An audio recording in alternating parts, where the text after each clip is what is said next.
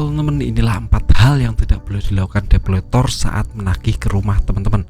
Dan ini menjadi penting buat teman-teman yang sekarang sudah galbay karena takut ke depan akan ditagih debt collector ke rumah, dan teman-teman harus perhatikan 4 ini jika umpamanya debt collector sudah datang ke rumah. Jadi harus waspada ya teman. Jadi saya buat video ini khusus, jadi mohon simak video sampai habis ya teman. Yang pertama, teman-teman yang kalau sudah ditagih debt collector langsung datang ke rumah, teman-teman harus tahu jika debt collector itu tidak boleh berkata kasar, mengintimidasi. Nah, saya jadi patokan seperti ini karena peraturan OJK jelas-jelas sudah mengatur tentang ini di peraturan OJK nomor 19 tahun 2023 yang mengatur tentang SOP penagihan pinjaman online terutama debt collector. Tidak boleh mengintimidasi, tidak boleh berkata kasar, tidak boleh menagih dengan sara, suku, ras, agama ya teman. Itu jelas terpampang jelas di peraturan OJK. Jadi umpamanya debt collector menagih secara kasar, teman-teman langsung saja bicara kamu sudah melanggar peraturan OJK, saya bisa adukan kamu ke OJK, seperti itu teman. Itu kalau teman bicara seperti itu artinya teman-teman punya informasi yang benar tentang masalah ini, dan debt collector kalau tahu orang yang ditagihnya punya kemampuan atau punya informasi yang berlebih tentang masalah ini, dia akan mundur teratur ya teman, karena tahu orang yang dihadapi ini lebih paham tentang hukum. Nah, untuk yang kedua, debt collector tidak boleh berbuat anarkis. Nah, ini kalau ini sudah menjurus ke perlakuan ya teman, karena kalau kita sudah diperlakukan kasar atau malah intimidatif, berlaku anarkis itu artinya sudah mengganggu ketentraman, dan ini sudah melanggar hukum ya teman. Tidak cuma OJK tapi negara ini mengatur tentang masalah ini. Jika ada orang berbuat onar itu harus langsung kita redam ya teman.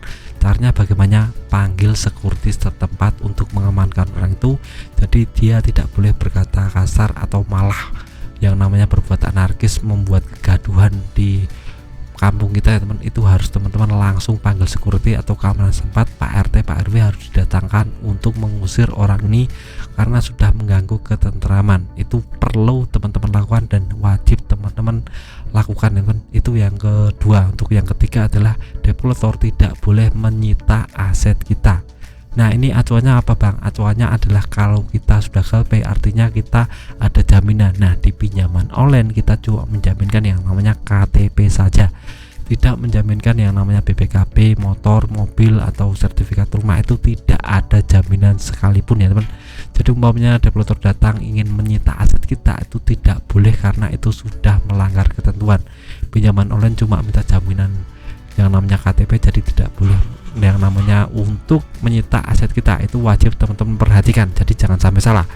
Nah, untuk yang keempat atau yang terakhir adalah debt collector mengancam akan bawa polisi. Nah, itu kalau teman-teman diancam seperti itu, teman-teman langsung debat saja ya, tidak perlu takut. Kenapa? Karena yang namanya polisi itu mengayomi masyarakat, sedangkan debt collector itu tugasnya menagih-nagih kita sebagai nasabah galbay. Jadi harus paham tentang masalah ini. Tidak mungkin yang namanya debt collector membawa polisi karena itu dua instansi yang berbeda. Jadi tidak mungkin yang namanya bekerja sama, itu tidak mungkin, bullshit, tidak bisa ya teman.